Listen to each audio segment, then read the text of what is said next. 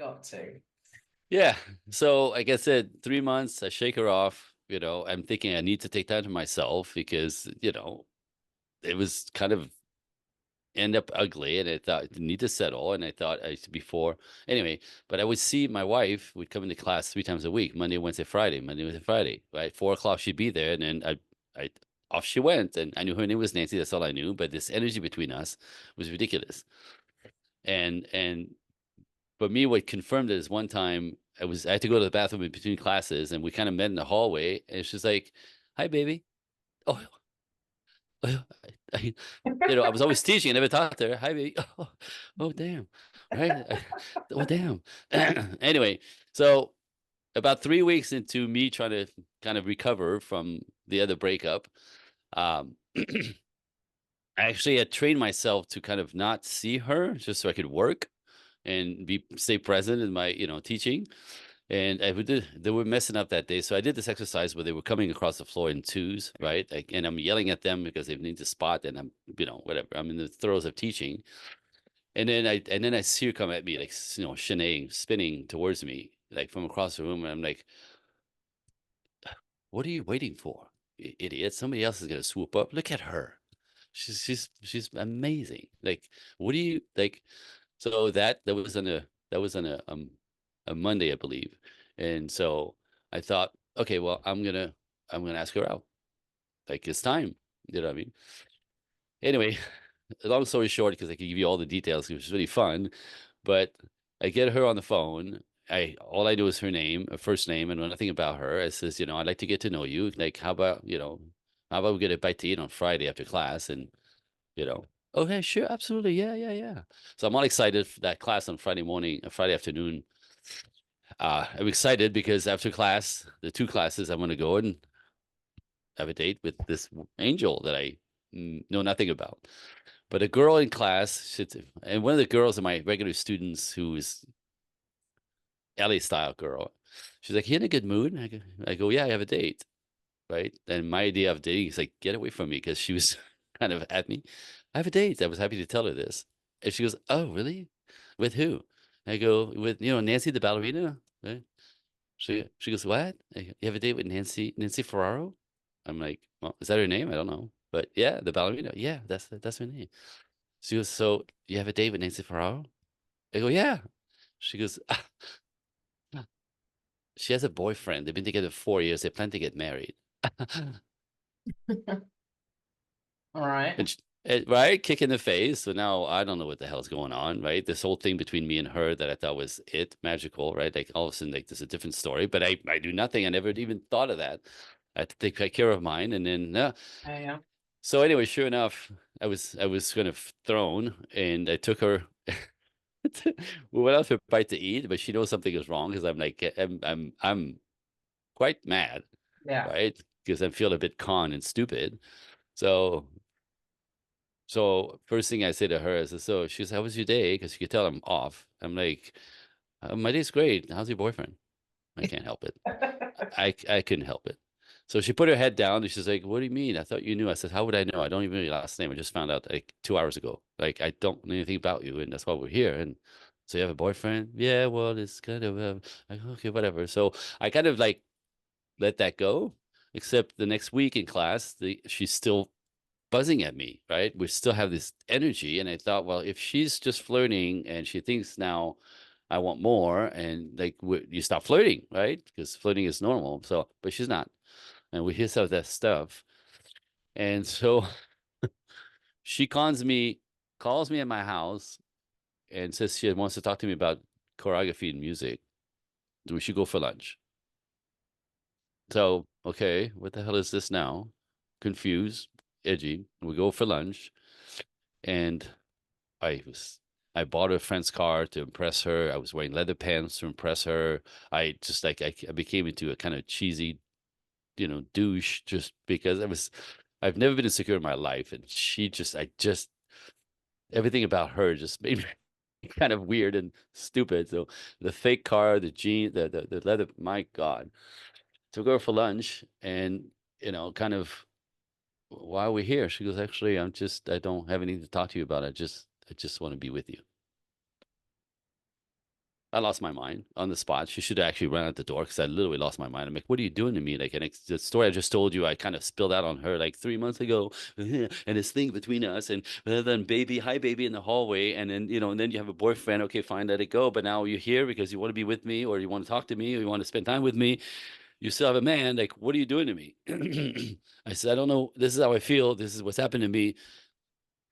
And she should. I knew it. I stood up. I mean, I lost my mind in the restaurant. I'm standing up, like kind of just losing it.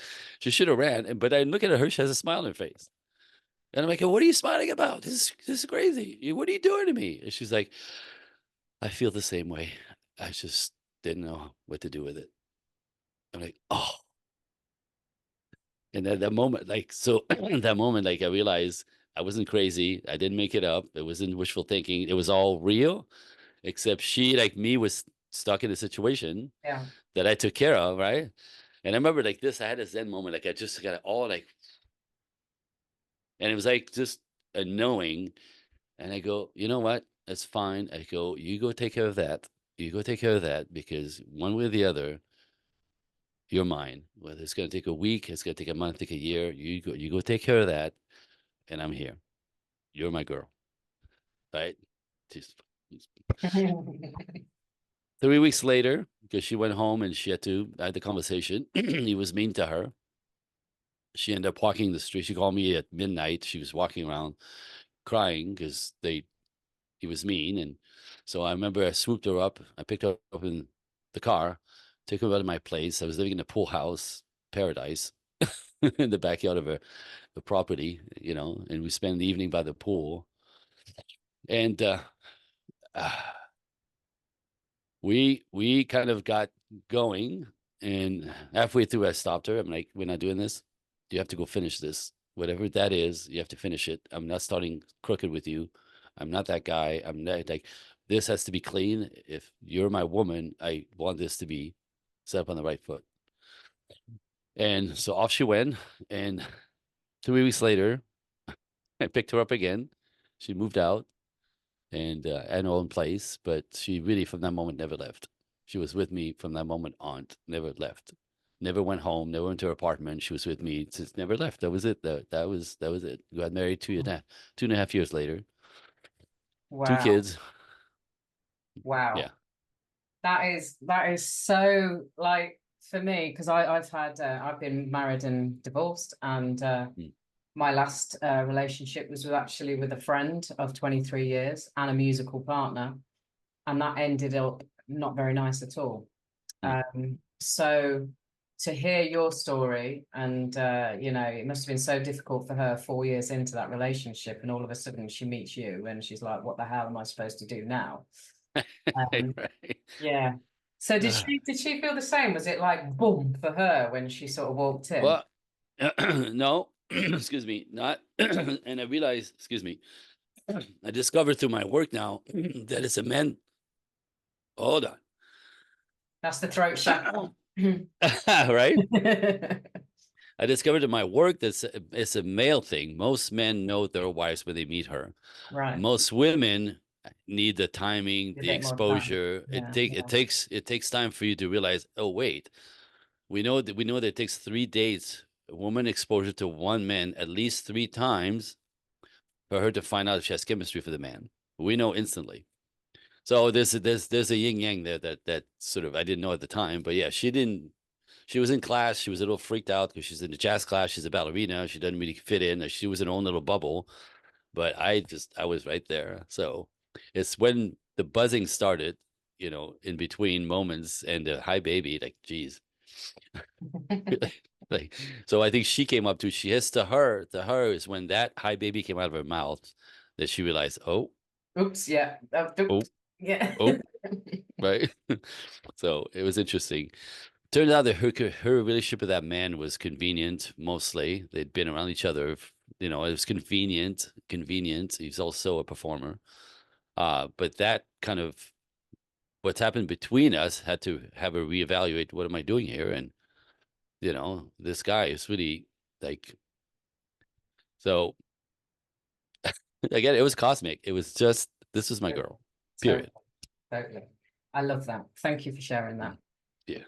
Okay, so you obviously got married within 2.5 years, and then you've had two beautiful children. Mhm. So in those few years, were you still teaching, and then we go into the third stage? Yeah, so uh I had the car business.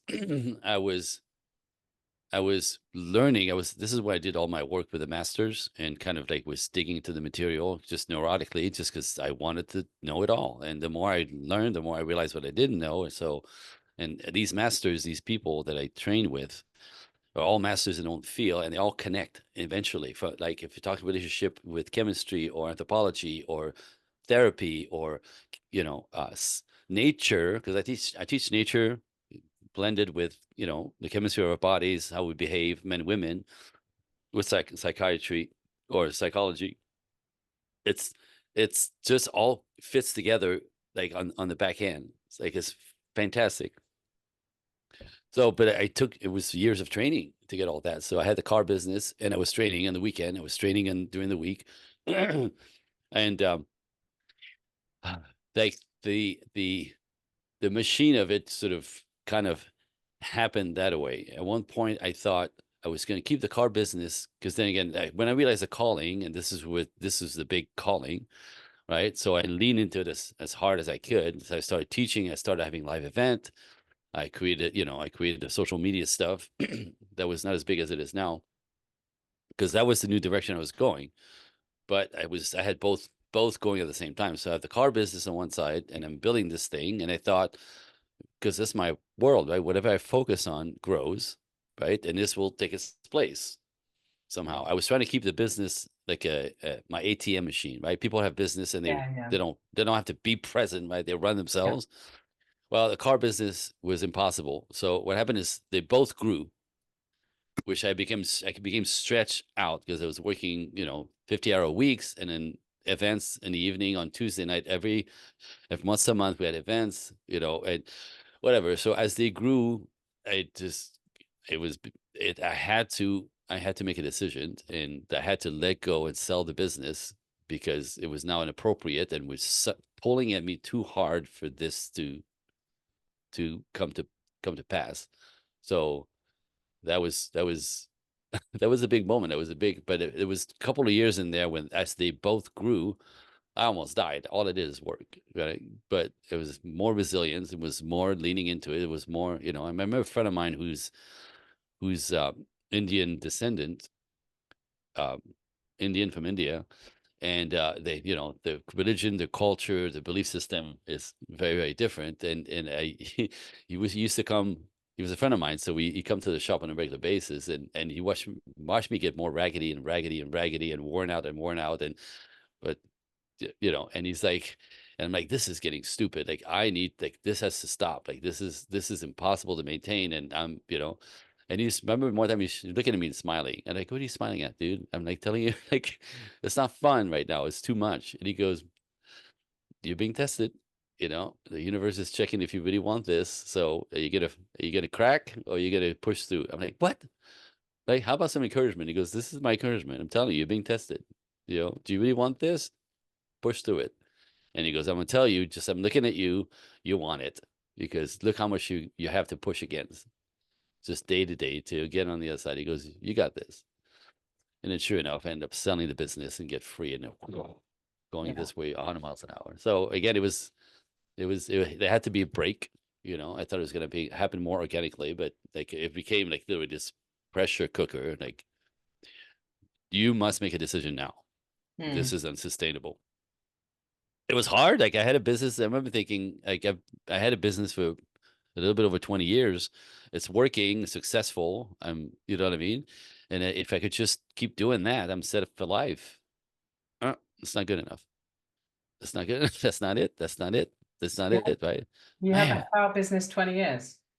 Yeah. Yeah. Wow, wow. Yeah. Absolutely. Absolutely. I was really good at it. And, but I went from being really fun to just being a drag, and really just a business. Right. And it was keeping me from this that was pulling at my heart.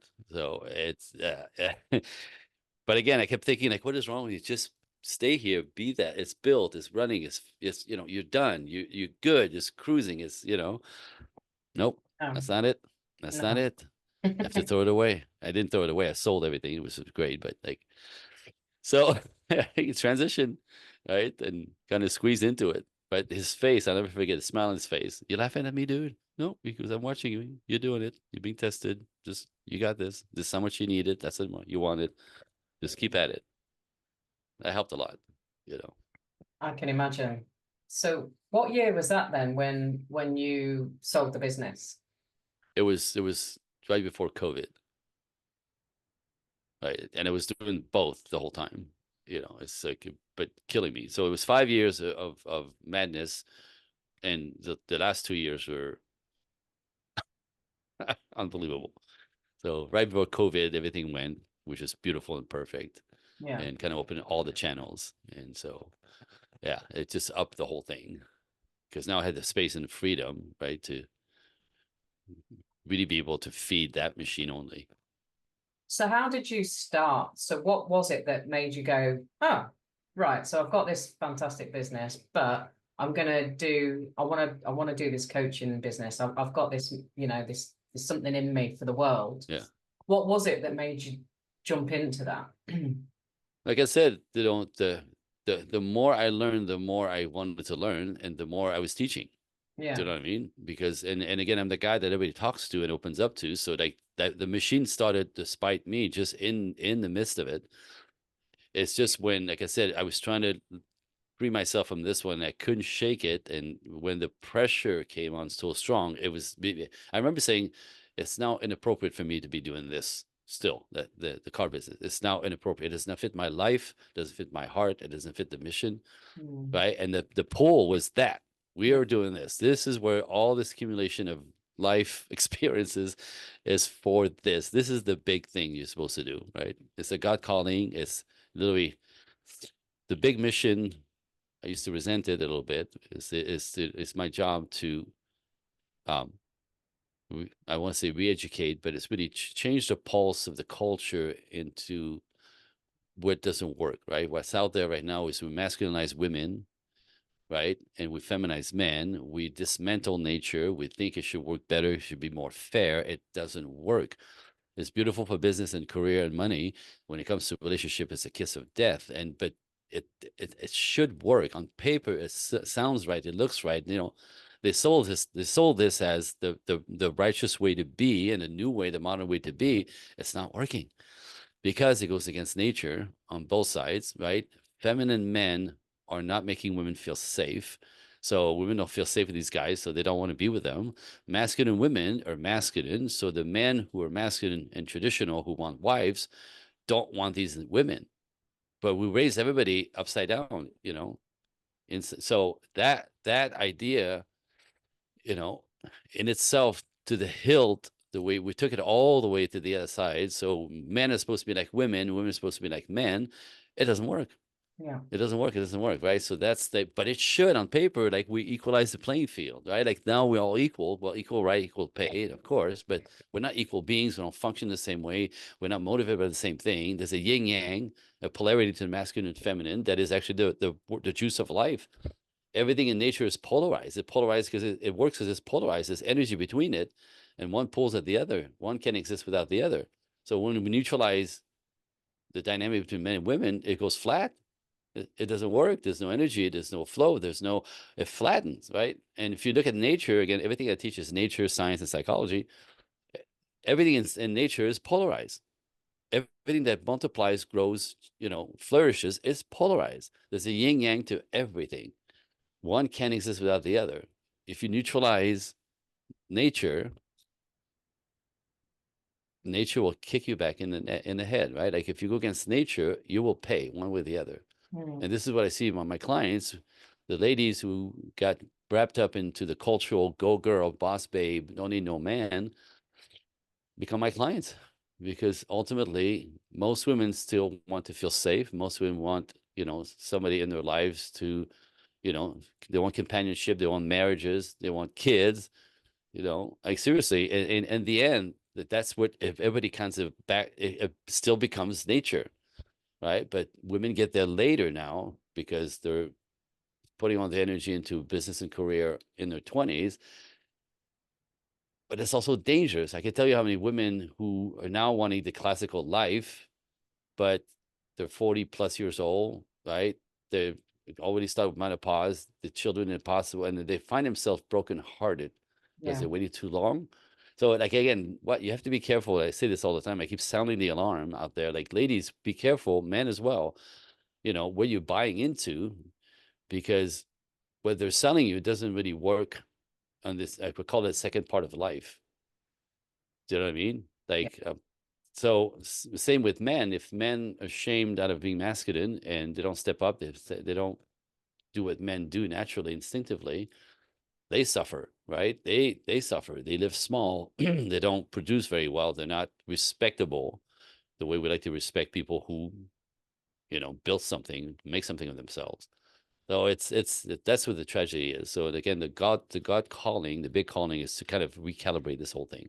Go Mm. back to what works, go back to what nature does naturally, constantly around. We can't go against that without things going awry. And it's not about, and I have to say this because I get accused of that all the time. So women will say to me, like, oh, do we have to dumb it down for you guys? And like just wiggle our butts like Marilyn Monroe. I'm like, that's not at all what I'm talking about. That's rude. Right. But the thing that works is still a bit more traditional. It's traditional with a modern twist. There's a way to do this that works. That's what I do my clients. That's what I do my clients, you know, go from not understanding this whole dynamic and being inverted, I call it. So it's called ego dystonic. A woman living through a masculine too much will suffer in the end, one way or the other, I promise you. And men who are ego dystonic or too soft, who don't step up to their manhood and their masculinity will suffer.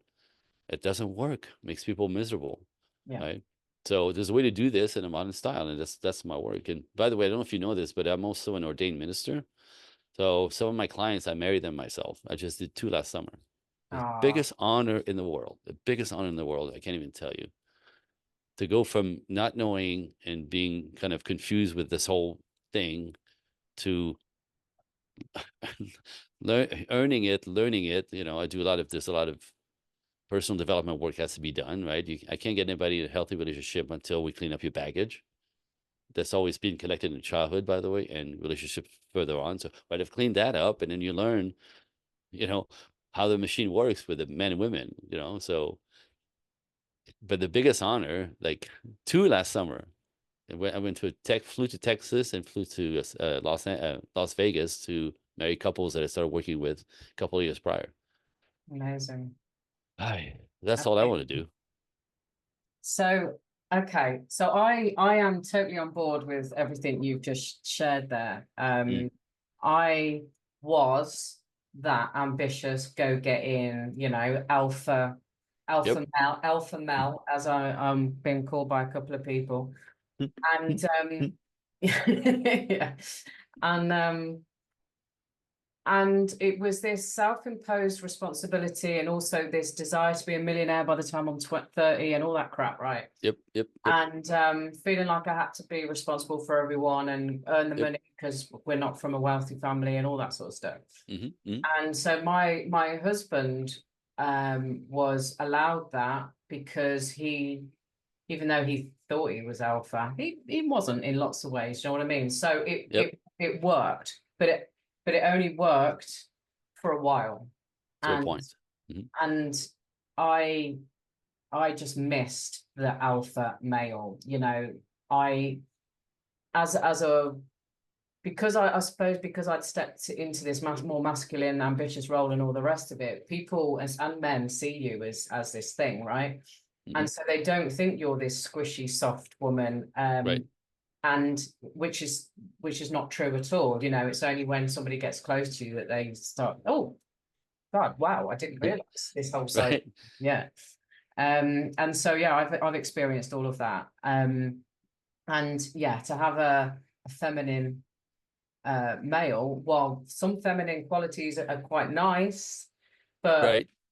yeah, I want the man to put the bins out and get a hammer and drill out and do all of those things. And Um, it's Yeah, it's funny because everybody gets there. It's very interesting. I don't need no man until about 35. And then they go, I'm tired and I'd like companionship, somebody to help, support, right? Cherish, take care of me a little bit so I can slow it down. I go, yeah, nature, you're normal, and like, but some women feel shame about this, like, because they were trained by their mothers or their teachers or their friends, you should be, you're better than being somebody's slave wife. That's What? right, yeah. What is that, right? And or children would ruin your life. Really? What do you think you're gonna do on your second half of life alone without children? I mean, like you don't want to be a client of mine, right? I'm sounding the alarm. Like you got to think this through, ladies. Like my assistant is 28 years old. Traditional girl, live in Los Angeles. She wants the traditional life with three kids. She can't say that out loud. Women attack her. Ridiculous. Right. So again, I understand, independence and all of that. You want to be boss, beautiful, but most women, we know this is again statistic. Money and career does not make women happy. No. It makes men happy and happy to support women and their wives and their kids and their families. Right. Women are happier. Women are happy. They're happiest when all their relationships in their lives are working and good. Husband and kids, whatever, friends, family. Like if women, what makes women happy is the quality of the relationships around them, not money, not career, right? Like that's actually kind of kills you. It kills your energy, kills your strength, it kills your body, kills your femininity, kills your radiance, right? Everything good about women disappear when you step into man mode and stay there. So you become invisible to real man.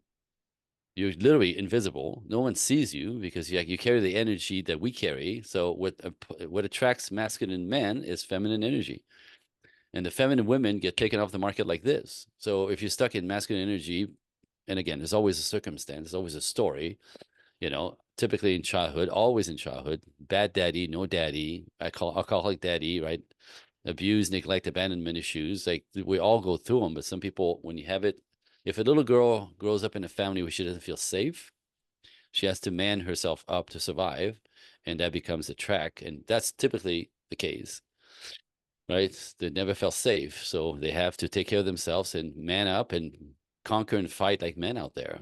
Eventually, that catches up to them. It's ego dystonic, and it doesn't make them happy. It makes them confused, rather, you know, anxious, overwhelmed, you know, crabby. Everything lovely disappears, right? And everything that attracts men is gone. It's a tragedy. So my job is to recalibrate this a little bit and kind of like pulling you back into recalibrating and kind of recultivating your femininity, right? It's not about undoing everything you've done. It's not about dumbing you down. It's not about, you know what I mean? Like quitting your job and becoming, that's not it. It's knowing how to do both, right? To me, in my world, that's truly a boss, right? A woman who knows how to, like, she has to do her career and her job, but also changes gear out in the world to be magnetic, feminine, warmth, and fighting, right? A beacon to masculine men will see you in that light, in that energy. It's energy. It's beyond anything else. It's an energy. But also it affects everybody. Women will be kinder to you. Children smile and dogs come sniffing. I mean, it's just magical. It's your superpower, is your femininity. Mm. But we raise you all in the world where, you're supposed to build some balls and be proud of that. You can be, but in itself alone will make you feel eventually tired, feeling abandoned and alone in the world. That does not make for happy women. No. So did this start for you in that workshop that you got invited to, Understanding Women? Is that where this all sort of bubbled Yep. up? That was like, I mean, my brain was all over the wall when time was over. Like, it was mind blowing. And that was the launching. Absolutely. Wow. And then, so that's never left you, obviously. And then you've started to create this thing. And then, like you said, Yep. you are master law of attraction anyway, by the sounds of it. So Mm. it was just coming to. So how do you, who is it that, how do people know about you? How do people, is it just couples or do you work with individuals as well? Or Oh, mostly my clients are mostly single women over 35 years old, got you, right? Okay. right? Who realize, oh, damn, It's getting I don't, late. I Yeah. don't want this anymore. Right. I want what everybody wants, but it takes that time to get there. Couples, obviously, and couples because they're invested, and if they don't know how to communicate, they don't understand, why does he, why is she, when they're like bickering because men and women are completely different machines. And when you decode that, you can actually kind of meet in the middle of the bridge, I call it, right? I have the owner's manual for the men to teach the ladies. I have the own manual for the ladies to teach the men. So there's a whole behavior system that is, again, that's the work of Dr. John Gray mostly. The chemistry of our bodies, our brains soaked in testosterone as opposed to estrogen, has us behave right and motivated. We speak differently because of it. Like we're looking for different things in life. It's a different machine. And it's not equal. It's complementary. The yin yang of this again is like what I have to offer as a male, my wife doesn't have, and what she brings to my world, I don't have. Right. But it's together, we're made to fit. It's the beautiful yin yang. So we're exact in opposition. Absolutely. There's nothing alike about us. And that's the point. Right. It's the coming together that creates this new entity called a family and a life. And when I say to people, this is my little go to, like, we're as equal as our genitals. Mm. Absolutely complete in opposition, made to fit. Everything about us is like this. It's complete in opposition, made to fit. But in the world, when they say equality, men should be more like women, men should be like men, that confuses the whole formula. We think we should be like each other, and this is what it keeps us from getting together. It's appreciating our differences, understanding our differences, where they come from anthropologically. It's all making sense. It's easy to understand when you study it. And my favorite is when I teach women about men, right? Why men do what they do, why they do, why. They can give me all the little stuff that, right? When they understand his mechanism, his instinct, what he's compelled to, what gets him out of bed, what makes him tick moment to moment, 50% of everything you take personally disappears with men. That's a different life, right? Instead of like, oh, it's like, oh, he's a man. Yeah. He's a man. Like, and same with the ladies, right? The ladies need to feel safe. They need to feel connected. That's when you can relax into your feminine. If you don't have that, you're tense, you manage, you go into your masculine automatically, right? And so I had a guy to call me one time, this a few months back. He's like, dude, I need your help. I go, yeah. He goes, my wife, 10 years, she used to be my angel. She was so sweet and loving, kind woman. I love her. I married her, blah, blah, blah. He goes, now I come home. She looks at me. She goes, oh, it's you. And she goes in the kitchen. He goes, she hates me, dude. I don't know why. I go to work. I pay for everything. I go, I don't want to call it a dumbass. I'm like, dude, you completely are not understanding a woman. She probably feels taken for granted. You probably don't talk to her enough that she feels like you don't care, right? Some kind of abandonment with that, right? You do all the logistical stuff. You forget she's a woman. She needs reassurance. She needs connection. She needs conversations. Like she's a girl, right? Like this is not that it's not that hard, but you have to know that that's essential for her to be present, to be okay, to feel good, to be connected to you and feel safe in that because you're doing it, right? Oh, really? Right. And he goes like, so I have to do all this. I'm like, really, all this? Really, all this? You want to keep her? You want to like see what's happening when you don't do any of this because you kind of like on cruise control and you kind of let things kind of be. That to a woman is abandonment, right? So they gave it the owner's manual, like instinctively what a woman needs, like safety, connection, right? To relax, to be grounded, to feel cherished. Just that alone, right? Conversation, looking in her eyes. How was your day, babe? Like right? So, and he goes, so again, fantastic. Like she did, by the way, not you don't both have to do the work. If one does the work, understanding the other side responds instinctively. So without her knowing what he was doing, he started paying attention, he started connecting, he bought little gifts, he would look into her eyes, they started dating again. He goes, dude, now she meets me at the door sometimes, with a glass of wine, but I get a kiss every day. I get my wife back. Right? But again, we don't know each other in those details and those instinctual polarities. But people who learn them understand it again in the dance, right? My whole life is dancing. We talked about this. Look behind me. This is my wife and I ballroom dancing. Oh, Now, this does not come natural.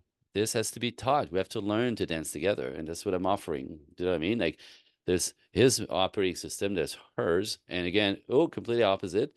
How do we bring this together? Like a dance couple, right? In the beginning, it's awkward. We step on each other's toes, and like, and it has to be kind of an understanding of leadership and support. Do you know what I mean? In our culture, we tell women, unless you're in the leadership position, you know what I mean, you're weak. No, you think my wife is weak when we ballroom dance? Not for 1 second. But Mm. what happened is she lets me take the lead to take her on an adventure on the dance floor. It's also an adventure of life, right? She trusts my leadership because I also lead with a certain sensitivity. I have to. Otherwise, if she's uncomfortable, I could actually hurt her if I overlead her. Who's going to want to dance with me, right? So men have to understand the sensitivities a woman needs to actually feel safe with you, but they need the respect of your leadership. They need to know where you're going so they can actually relax with you, right? As a man, you have to have direction for a woman to go, huh, he's got it together. And then a certain sensitivity to pull her in.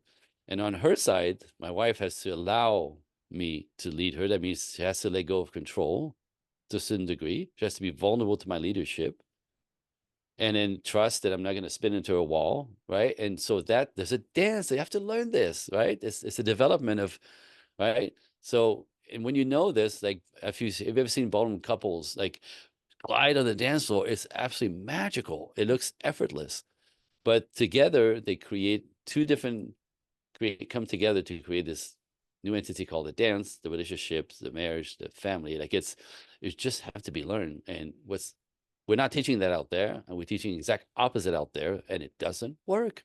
Mm. So here I am, just trying to Absolutely. spread that around. Um, Ah, yeah, yeah, I can totally relate. You said to me before we got onto this call, make sure you challenge me. You might not agree with everything, but I'm sorry, I agree with everything you're saying. Because, I'm 50 years old and I've, been married, divorced, had other relationships, um and here I am single at 50 again, mm, and mm. I mean there are other reasons for that, like this whole spiritual ascension, this whole bloody madness that's gone on the last few years, right? Yep, yep, I'm very much part of the alternative world with that. But when you were talking about the dancing, I'm a natural dancer in terms of rhythm and stuff, like yep, on my own. But yep. every time I've tried to dance with somebody, it's an absolute abortion. Yep. And just hearing you say about trusting your partner and all the rest of it, that clearly is not there for me. That Hmm. I've done everything myself so fiercely independently. I can't let go either, can I, when I'm trying to do that? So that's quite interesting for me to listen to. Yeah. And Um, by the way, it's quite easily fixable. I'm just going to tell you, is it? even after 15 years of training, because the essence of it is still inside of you. Just, that girl's trying to get out. She's like, typically that girl just wants to get out. She wants to be a girl. She wants to be free. She wants to be at ease. She wants to be comfortable. She wants somebody else to take it. She wants like, wouldn't it be great to have a man who takes care of everything, right? Like it's just that's in there. That's in there because again, it's nature. You know what I mean? Like, so the fact that life might have pushed you out of that nature, but it's just right there. Do you know what I mean? So how do you then learn to Yeah, dance and learn to slowly acquiesce to somebody else's showing up and helping when women are stuck in their man mode? Is they don't receive help, they don't want help, they think that's weak and passive, and people will judge you for it. Not at all. You understand that men feel more like men when you actually allow us to be men. yeah, We I feel get more that. like you Mm, have the power as a woman to make us feel more masculine and manly yeah, by asking for a little bit of help and allowing us to help you. But in the masculine, it's very difficult to be vulnerable, to ask, let go of control for a second, to ask somebody for help, right? Like it's a visceral kind of, oh, there's a danger about this. Well, like I said, it's just something that be slowly kind of like, just same way you have to learn to dance slowly, right? To understand each other's signals and get used to, oh, I like this. Oh, I like this. Oh, I like this. Oh, this feels good, right? And again, he's does it with a certain sensitivity. So you don't get roughed up, which might have been an experience in life with men, right? Like A true partner will not rough you up. The true partner wants you to stay in the dance. The true partner wants to be sensitive. And there's a lot of like communication in that. There's a lot of kind of, when you do this, makes you feel like this. I don't like it. Can we maybe think of a different way? Like as partners, right? As two trying to stay one. The couples that all succeed in this work, again, by the way, it's only men and women, it's all genders, right? Like gay couples do the same thing, who succeed do the same thing that straight couples do. One is leading more, the other one is supporting the lead more. Yeah. And that's who they are, like in their bodies. Like that's who they are in their bodies. So the leader wants to lead and is more comfortable leading, and the supporter is more comfortable supporting. Don't want to lead. They don't want the target on their back. So together it's a beautiful cocktail.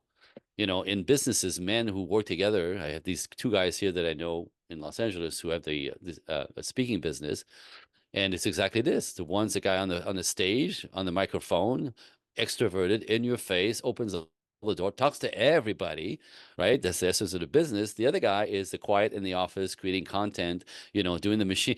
Yin yang, right? Again, they're not a couple, but their partnership makes the business flourish because they bring each other. Relationships are the same. Dancing is the same. It's kind of merging together, but again, couples who succeed have this natural kind of polarity, right? Women naturally are better in their own essence, but life would throw you into your masculine, and that's become the challenge. Because again, in the dance, if my wife decides she wants to try to lead the dance, and that's happened, right? Like if and again, this is if in my leadership, right, she feels safe that I'm leading because she knows I know what I'm doing. She could feel me, right? But in the middle of a dance, if I go, wait, what? What's next? Like a fraction of a second of like, wait, hold on, right? She'll instantly stiffen up, right? So if I let go, she has to take it. She will stiffen up. She will try to close the loop. We do this in relationships. So, right, if the man's not masculine enough, you're gonna have to step up, or instinctively, you're just gonna do it, right? However, again, the leadership is broken, the pattern is broken, the flow is broken. So even for a second, when you break that pattern, like instinct will have you just step up. So it's learning to do this. If people who succeed, the couples who succeed, ultimately understand this difficulty sometimes has to be negotiated, has to be practiced. But in the end, instead of making each other wrong, they have each other's back. As partners, we're going to do this together. You and I, this adventure, we're going to learn this. We're going to do this. Like you start with we want to be here, and I'm supposed to making you wrong. We're going to work this out. So if I have your best interest and you have my best interest, right? These are the couples who succeed. All couples. Yeah. It's quite beautiful, Yeah. right? But in our culture, we like to make each other wrong.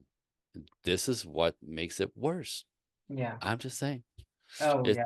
It's fixable. I'm telling you, it's fixable. You know, the lady that I met that I married in Texas, last May, 50 years old, had been in 3 divorces, was a little girl who went through hell as a little girl, so she had to man up, and that was her go-to. And she done a lot of personal development, so she got herself kind of resettle, but she was still masculine with men. So she attracted. This is a travesty. When you're in your masculine energy, you only attract boys. You attract the ones who are soft. This nature again. Period. So these guys don't want to take care of you. They don't want to support you. They don't want to pay for you. They don't want to like that. You become their mom. Like they want to be mothered. Like that. It's a disaster, right? Because you can't feel safe with that. You don't respect them, and so. But they're sweet. They could talk. They're good in bed. They're sexy. They'll tell you everything you want to hear, and then 6 months later, you wonder what happened to your life, right? That's energetically what always happens. So this woman at 50 with a history of and 3 divorces and abusive divorces, like physically abuse. She did her work. She cleaned up her nervous system, but she still was attracting boys because she was still masculine for her business, and cleaned her up. 2 years later, she met her husband exactly a year after she started with me. She slipped back into her feminine. She understood the game. She understood to self-care. She understood how to get herself recentered back into her feminine and to show up with that energy up front in the world publicly. A year later, the day we started, she met her husband, and a year later to the day, he got on one knee and said, "Be my wife." So a lifetime of challenges and misery and bad relationships, but clean her nervous system, which is some of the stuff that I do, but she had done it up front. We kind of finished up a little bit, and then really understand the dance, understand man, understand how to be feminine, understand the superpower that that is. That's actually your superpower, is your femininity, not your balls, right? You know, appropriately. And everything that she wanted is right here. So she's got a man who's a man, who's happy to provide, protect, cherish, give, support, love, lead her, guide her in life. That's what men do, ladies. Men will guide you and lead you in life. That's a masculine man. If you resist that, they'll walk away, right? So you want help? Let us, right? So anyway, it's not that complicated. It's actually quite simple, but often we come from adversarial beginnings that makes it complicated. But in the end, nature wins. I'm telling you. Like this woman now, as a man, and she the way he shows up, the way he provides, protects her, she just like she could just be a girl. Yeah. She still works, right? But with him, she's a woman, she's a girl, she Yeah. respects him, she lets him lead, she knows how to adjust when he goes too far, because men go too far, right? So there's like scripts with all that. That's and again, in the end, I was always the same story. Like, you know, God is so much easier than I ever knew. Like I just didn't know. I'm like, I know, because it's not out there, and culture is teaching you the opposite. Yeah. Anyway, so I'm a fortunate man in every way possible. Mm. So tell us about Project Equinox. Well, yeah, that's the machine, basically, the machine of, you know, if you if you're looking for what that is, and or looking for that, how do I make, you know, why? I mean, ultimately, people, men and women, come at me because they find themselves in a pattern, and they realize there's always the same ending, different person, but same Yeah. ending, right? That's so when you see the pattern, is life and the universe telling you you're stuck. So it's not men, it's not women, it's you. You're creating Yeah. this thing. So Project Equinox basically is how you access me, you know, to have a conversation about where you're stuck. And I'm really good at this. I'll that's actually one of the gifts that I have for your listeners, that you could just actually, you know, I will invite you to, if you're brave, because you have to be a little bit brave, you know, to book a call with me and have a conversation about what's happening, what's not working, where you're stuck. That's the work that I do in 15 minutes. We'll go right to when the wheels came off in childhood. It's always in childhood, around the age of 5 or so, that you make a decision about the world, people, life, and yourself. We all do this. We're all damaged in childhood. No one gets out unscathed. But if you have a belief that you forgot about, by the way, it goes to your subconscious. If you believe that you're not good enough, if you believe that you're not safe in the world unless you take control of everything, if you believe that you're not worthy of being loved because you weren't ever loved right, if you feel abandoned and no one, right, whatever decision you made back then is running your life. And 90%, 95% of our existence is controlled by our subconscious, the thing we'll believe. 5% is conscious. So to clean that up. So anyway, in that call, within 15 or 20 minutes, we'll decode exactly where the wheels came off for you, and understand that you're a product of your circumstances. There's nothing wrong with you. You're not broken. You're just a product of your childhood. What you had to do to survive, men and women, right? Women become masculinized when they're traumatized. Men become feminized. Now, this literally 20 minutes to figure out what happened. That alone is liberating to really understand, because people come at me with what's wrong with me. I'm broken. I'm broken. No, no, no, no, no, no. So when you realize there's nothing wrong with you, we know what happened, right? Which means it's fixable. It's fixable, very fixable. Then let's say we fix this. What's the dream? Marriage, babies, companionship, long term, like, right? Just somebody there on your side that really gets you, that wants to dance with you long term. All right, well, let's do that. Like, it's doable. It's fantastic. It's called putting in the work. You know what I mean? The same way you're going to learn. If you want to become good at dancing, you have to learn. And what we do in our culture with dance, I call it like club style. Just in front of each other, but we don't touch. That's not a relationship. That's not dancing. That's independent together, right? Like, Mm. and we're moving together. We don't share bank accounts with it. This is not a relationship. That's not it. You have to invest. You have to commit. You have to put the time in. It's worth the trouble if you want a relationship long term that's healthy, fulfilling. That's all we all want. But culture is scaring people into avoiding it. Men are toxic, dangerous. You can't trust them. They're cheaters, right? And women are masculine, pushy, unbearable to masculine men a lot. I hate to say, but unbearable, And so men don't want that. Women, shit show. And everyone's confused and hurt. It's got to stop. It's Yeah. got to stop. Ooh, thank you for helping me spread that out. That's part of the mission. Project Equinox, again, is out to change the cultural pace that's not working, that keeps men and women miserable, separated, hurt, confused. So if I may, can I just tell you what I have to give to your audience? Yeah, sure. Yeah. So I noticed, because I do a lot of podcasting to spread the word, to spread the hope. Man, ladies and gentlemen, there is hope. It is doable. It's just, it's not available necessarily, right? Anyway, so, but I noticed when I do a lot of podcasting to spread the word, thank you for helping me with this, by the way. You're part of the mission now, right? To get that out there. There is hope. It is doable. You just have to learn.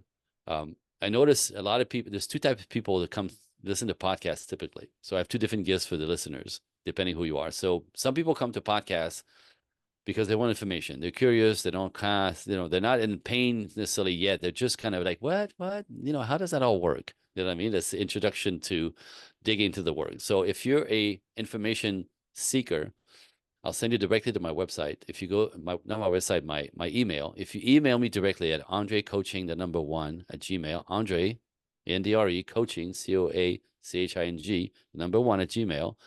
It takes you directly to my email. And then the subject box, you write workshop. I create a workshop, 25 minutes. It's free completely. And actually talks about most women, culture are raised to be, I call it in both lanes. You want to be in the business lane, but you also want to be in love lane, right? To be in both lanes is impossible. But everybody's trying to be in both lanes. You try to have a career and build money or whatever, and then sometimes on the side you'll try to get a relationship because it's still something you want, right? But it's calibrated kind of. So having it all in both lanes is the way it's presented out there impossible. Women that have both lanes are typically miserable because they're exhausted. They feel themselves hollow, and they kind of neglecting everything and everyone. They neglect their energy is too spread too thin. So there's a way to do both, but not in the way that we think or that's presented. So that 25-minute workshop, ladies, will kind of give you the formula, how to balance life in segments so you have both. So information seekers, Andre Coaching 1 workshop. It's free. It's on me, and you'll get a sense of what I do. And you have an opportunity to reach out to me after that if you have any questions. I invite that. This is my gift. This is me kind of loving you. Other people I just mentioned that who are more into taking action, right? Something I said resonated. They go, okay, let's go. I want to talk to this dude. Audio Coaching 1 in the subject box, right? Talk now, and I'll send you a calendar link to my calendar. You book yourself in when it's open. It may take a week or 2 to get on there. And then I'll send you a Zoom link, and we'll have a conversation, and we'll do what I said. We'll dig into where you're stuck, what's not working, what's the pain point that you forgot about. I promise you, peel that back. Oh, fixable. Oh, what's the dream? And we'll talk about different ways to, get invested. Small, medium, large. There's different ways to start stepping into the work. But for people, even the call himself, for some people, is liberating completely, whether we work together or not. So that's my gift to listeners. Ta-da! Wonderful. Well, I know damn well that there are many women that would completely resonate with everything that you've just talked about, me included, obviously. So So that's amazing. And it's an opportunity to obviously experience how you teach and how you talk and how you coach and all of that. Yep. So the email side of it. And then I know you've sent me some links, but have you got like a main website or a main place that you hang out? Yes. So the website is projectequinox.net. And then you get us again, and I have all the links to. I'm on TikTok, I'm on Instagram, I'm on YouTube, I'm on Facebook, I'm on all the platforms. So if you want to poke around, and if you want to, if you want to step in a little bit more before even setting up a call, even if you podcast my name, if you go podcast with Andre Parody, you will see an avalanche of me having conversation about what I do. Yeah. And every podcast is different, right? Some podcasts is about the business part of it, some podcasts about the personal journey. But you could start listening and then get a sense of what I'm up to. My favorite is that a client who's like, she found me on TikTok. She's like, "What? This guy's what?" She's like, So she started stalking me, she said, right? And she started stalking me all over the place. I had no idea. And she goes, "I just thought, no, that guy's a fraud. There's no way, right?" Yeah. She goes, "After a month and a half," I'm like, "All right, fine." She was waiting for me to say the wrong thing or to like whatever. And she dug in long enough in a month and a half, and then she set up a call to become a client because she kind of got a sense of what I'm up to. Yeah, absolutely. So it's quite a journey. It's been quite ridiculous and fun at the same time. It's been challenging, but a little bit of resilience and leaning in. I mean, it's the people who lean in, who show up, who get the goodies. And so that's my journey. But I want people to think of it this way, right? It's uncomfortable, and I think that's the point. Step in. Yeah, absolutely. There's no growth in staying comfortable, is there? So absolutely. Well, thank you so much for sharing all of that and absolutely. Your patience with the technical issues. It's been fascinating, genuinely, and I love what you're doing. I love what you're trying to do, because this whole toxic masculinity crap that I keep hearing, and Yes. you hear these stories of women that won't even let you open a door, Yeah. or if you offer, "Do you want my seat?" they're like, yep, mortally offended, and it's just absolutely crazy. So what you're doing is, God, is this necessary? This is like, yeah. So thank you very much. I always like to finish these conversations with anything that you feel called to share with the audience, whether it be a quote or something that just comes up for you. Well, my go-to is always, I sound the alarm. I say, be careful with the cultures telling you that's right, righteous, better, right? Like my assistant who cannot say she wants a traditional life because she gets attacked. I want everybody to think for themselves. What is it that you want? Do you want family and children and a husband? Go do it. Don't listen to your mother who made terrible choices and tell you men are dangerous and, don't marry a guy. Do you know what I mean? That happens a lot. Like women who chose poorly or whatever will destroy their daughter's ability to even consider it, right? So mothers with bad choices, teachers who have no clue, who are teaching you that men, like all the stuff we talked about, your friends, your culture, like stop, right? What is it you want? You want to be boss? Go ahead, love it. Be you. Right? We'll talk later. We'll talk later. I promise you. Right? But if you want to be traditional or more traditional, right? Be traditional. Do it your way, right? Forget what the culture's telling you and everybody who's trying to scare you into men are not toxic, men are not dangerous, men are not cheaters. In my world, there's three types of men. There's guys, there's men, guys, and boys. Boys are dangerous, boys are cheaters, boys want to take advantage of women. Boys want you to mother them. Boys, boys, boys. So all the pain in the world with men is from boys, not man. Men and guys don't act that way. But if you're again stuck in your masculine, you'll attract boys, and you'll think that's men. Ladies, no. So the first thing we do after the trauma release, I teach you boys, guys, and men, so you actually get to spot them in the world instantly, quickly, in one date, after 3 weeks, on one text, because they're very, very specifically act and speak differently. But you have to recognize them because they look the same. A good man looks the same as a player who's going to mess your life up. Oh, I mean, so it's so fun. You know what I mean? Just dig in. I could do this all day long. Thank you. Okay. All right. Well, thank you again, Andre. It's been an absolute pleasure. And this is going to be a two-parter because it's gone on longer than I expected. So Right. we're going to have you on twice on the show. So that'll be amazing. Perfect. Yeah. Perfect. I appreciate you. Yeah, you too. Thank you so much. Thanks for helping the mission.